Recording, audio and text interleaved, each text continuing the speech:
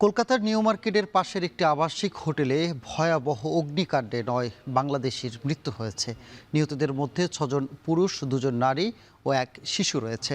এই ঘটনায় দগ্ধ আরও অন্তত ৬ জন।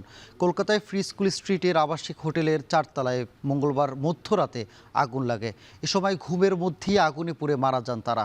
হতাহতের অধিকাংশই চিকিৎসার উদ্দেশ্যেই গিয়েছিলেন কলকাতায়। ঘটনাস্থলে পৌঁছে প্রায় ২ ঘন্টার চেষ্টায় আগুন নিয়ন্ত্রণে আনতে সক্ষম হয় দমকল কর্মীরা। তবে এরই মধ্যে হোটেলের একটি অংশ ক্ষতিগ্রস্ত হয়েছে।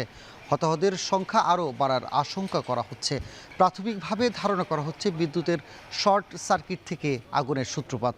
দগ্ধদের উদ্ধার করে স্থানীয় একটি হাসপাতালে ভর্তি করা হয়েছে।